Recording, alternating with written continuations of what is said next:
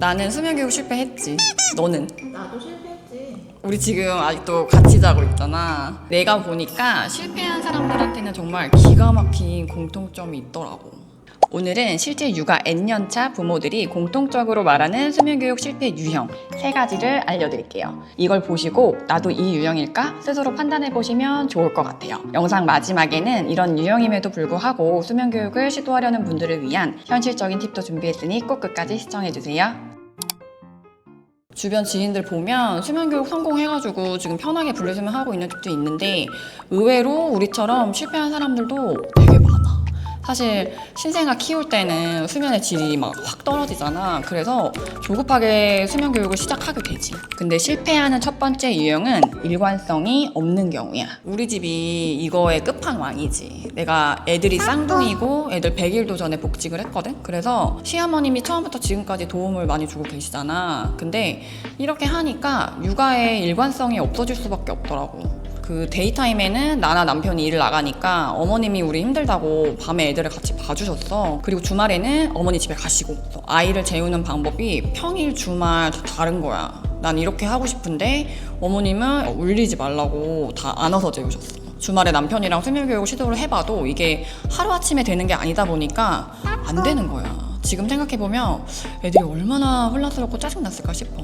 그럼 반대로 수면교육 잘 된 케이스는 어떤 사람들일까? 주 양육자가 엄마인 경우, 그리고 시어머님이나 친정엄마 도움을 받을 수 있지만 나의 기준이 있고 그 기준을 따르도록 가족이 협조해주는 경우가 대체로 아이 수면에 대해서는 큰 어려움이 없는 것 같아.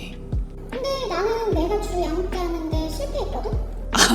여기서 두 번째 유형을 알려줄게. 실패의 요인은 주 양육자의 불안과 조바심이야. 이건 진짜 개인적인 생각인데 엄마의 불안과 예민함이 난 애들한테도 영향을 준다고 생각해. 너 예민해 안 해? 나 예민하지. 우리 다 애들 일이라면 좀 신경이 곤두서고 걱정이 많고 막 그러잖아. 성장 발달 좀 느리다고 하면 막 그 숫자에 예민해지고 막 5분 만에 애 재우는 비법 막 공유하는 걸 보면은 스트레스 받잖아. 우리 애는 왜 안 자지? 막 뒤처지는 느낌도 들고. 그리고 뭔가 교육 글자가 붙으면 내가 이걸 못 해내면 우리 아이한테 필요한 걸 못 해주는 것 같아서 자기감 들고 조바심이 나기도 해. 그니까 우리 애들 교육 연령도 막 갈수록 낮아지잖아. 7세 고시님, 4세 고시님 이런 것들처럼 수면 교육까지도 요즘에는 막 50일 전부터 어떻게 해야 되나 스트레스를 받고 있는 거야. 아무도 나한테 시키지 않았는데. 내 제일 큰 실패 요인은 따로 있다고 생각해. 나는 애 울음소리를 내가 못 버틴 것 같아. 수면 교육 중에 팝업법이라고 알지? 그게 뭐야? 아기가 울면은 막 3분, 5분 이렇게 있다가 가야 된다고 그러고 진정되면 막 애를 다시 눕히고 이런 걸 반복을 해야 되는데 나는 애들이 꽤 클 때까지도 이 우는 소리에 적응이 안 되더라고. 정신적으로 너무 힘들었어. 내가 그거를 견뎌내지 못하니까 아기가 스스로 진정할 기회도 얻지 못한 거고 결국에는 이제 수면 교육이 실패한 것 같아. 이 울음소리만 잘 견뎌낼 수 있으면 나는 수면 교육 절반은 성공한다고 봐. 그럼 마지막으로 수면교육을 꼭 시도해보고 싶은 엄마들에게 해줄 수 있는 현실적인 팁이 있을까? 있지. 첫 번째로 아기 기질과 발달 단계부터 확인하는 거야. 우리 아기가 예민한 아기인지 순한 아기인지는 엄마는 알아. 일단 이걸 파악하고 우리 애가 만약에 순하면 엄마가 특별한 교육을 안 해도 그냥 자더라. 얼마 전에 인스타에서 내가 공유해준 영상 본 적 있지. 그 쪽쪽이 물고 스스로 방에 들어가서 근데 우리 애가 그런 아기가 아니라면 생후 3, 4개월 이전에는 본격적인 수면 교육을 막 무리해서 할 필요는 없는 것 같아.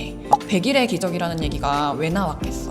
산소형제 소아과 선생님들이 말씀하신 유니콘이 약간 그런 아기들이야. 아직 수면 사이클이 자리 잡지 않은 경우가 많기 때문에 아기 상황 보고 결정할 문제고, 그리고 낮잠 잘 자는 애들이 밤잠도 잘 잔다고 하잖아. 그래서 나 같은 경우에는 낮에는 유모차 태워서 많이 재웠었어. 유모차가 적당히 막 흔들흔들 하니까 산책하다가 금방 잠들어서 나도 그 시간에 조금 쉬었었지.